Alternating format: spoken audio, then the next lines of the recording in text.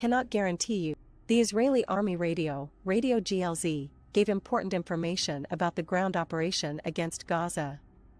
Accordingly, Tel Aviv will wait for more U.S. troops to arrive in the region for a possible attack by Iran and Hezbollah.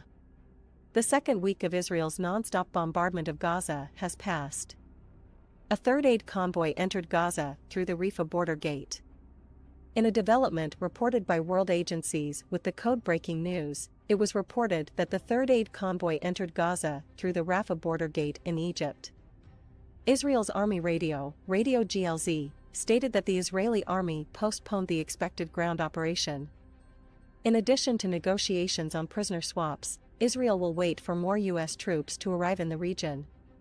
Israel's reason for waiting for the U.S. is, of course, the possibility of Iran attacking from the north together with Hezbollah. Hamas' first statement on Israel's night operation. Hamas confirmed that Israel entered Gaza last night. Qassam brigades clashed with Israeli soldiers in the area. According to Hamas' claim, the Israeli army, which came from the Khan Yunis side with armored units, withdrew after the clashes. Hamas also said, "We destroyed 2 bulldozers and a tank belonging to the Israeli army, forcing them to retreat." In a separate statement made by the Israeli army, it was stated that 1 soldier died in the operation in question. Israeli army entered Gaza. Israeli army spokesman Daniel Hagari announced the start of the operation to rescue civilians taken hostage by Hamas. Hagari said that limited raids were carried out in Gaza overnight. Hagari said on Monday that the army was able to confirm 222 hostages held by Hamas in Gaza, including foreign nationals, and added, "We will use all means to release the captives." Hagari also reported that 14 humanitarian aid trucks entered Gaza after the army carried out the necessary checks in the area. European Union. Joseph Borrell, the European Union's foreign policy officer, called for a halt to the fighting between Israel and Hamas. "The most important thing is that humanitarian aid goes to the region," Borrell said, adding that they would discuss this issue with UN Secretary-General Antonio Guterres. The Israeli army attacked 320 different points. The Israeli army hit more than 320 different points in Gaza. Officials reported that the targets were Hamas headquarters and observation points. The purpose of the attack, which was specially organized for the ground operation, was to increase the maneuver speed of the Israeli army. China warned Middle Eastern countries. The Chinese government said that the 2-week-long war in Gaza is worrying and that the risk of a large-scale conflict is increasing if events continue in this way. According to Chinese state media, citing the country's special envoy to the Middle East, China views the situation in Gaza as very serious and predicts that a large-scale ground conflict will escalate and armed clashes will spread to neighboring borders.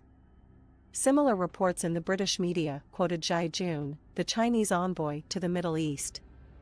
Jun said that China is ready to do everything that is conducive to promote dialogue, achieve a ceasefire and restore peace, as well as to promote the 2-state solution and a just and lasting solution to the conflict. As the latest sign of China's desire to play a more active role in the Middle East, it has sent an envoy to the region to try to broker a ceasefire between Israel and Hamas. It was reported that envoy Zhai Jun, who started his contacts from Qatar, will tour the Middle East. The Chinese envoy first met with the Qatari foreign minister as well as his Russian counterpart. After Jun's meeting with Mikhail Bogdanov, Russian President Putin's special envoy for the Middle East and Africa, the Russian Foreign Ministry made a statement. The ministry reaffirmed that both countries are committed to closely coordinating efforts towards a political settlement of the Israeli-Palestinian conflict and other crises in the Middle East and North Africa region. 6 children killed in Israeli attacks. Gaza's Interior Ministry reported that 6 children were killed and a woman injured in Israeli shelling. Israel, ground operation could last 3 months.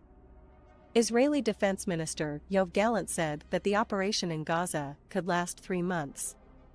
"It may take a month, 2 months or 3 months, but in the end there will be no Hamas," Gallant said. "This will be our last operation inside Gaza because there will be no Hamas afterwards," Minister Gallant said at the Air Force Operations Center. The Israeli army has re-enlisted some 300,000 reservists. Defense Minister Yoav Gallant said that the next phase of what is considered a ground operation would begin soon. However, despite these statements, world leaders continue to visit Israel.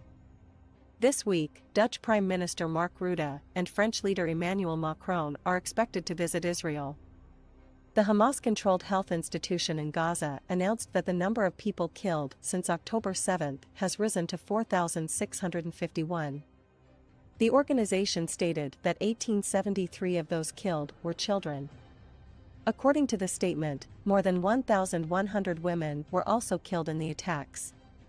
The organization also pointed out that 839 people were killed in the southern part of the city, where Gazans were asked to flee. The total number of injured is close to 15,000. Israel shoots Hezbollah members preparing attack. The Israeli army said it had shot 2 men in Lebanon who were preparing an attack on Tel Aviv. The statement said one of the targets was near the Israeli town of Mattat, while the other was neutralized further north. Hezbollah said one of its fighters was killed, without giving details. According to the Palestinian news agency Wafa, 400 people were killed in Gaza on October 22. Threat from Israel, it would be the mistake of their lives. Since October 7, Israel, which has been confronting Hezbollah, may experience a breaking point in the face of a possible second front.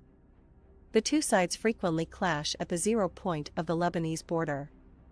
Due to the increase in clashes, the Israeli side declared a 4-kilometer military zone and banned the entry of civilians. The critical point for Israel here is that other Iranian-backed militia groups, besides Hezbollah, wage war against Tel Aviv. Israel, which is already planning a ground operation in Gaza, may face difficulties in the face of the opening of 2, or perhaps a third, front. Netanyahu said Hezbollah in Lebanon would make the mistake of a lifetime by going to war. During a visit to an army base in the north of the country, Netanyahu addressed the soldiers, arguing that they were fighting a war for existence. Netanyahu made statements about the 2006 war between Hezbollah and Israel. Netanyahu said that a war with Hezbollah would bring unimaginable destruction. The prime minister also told the commandos about Hezbollah, "I cannot guarantee you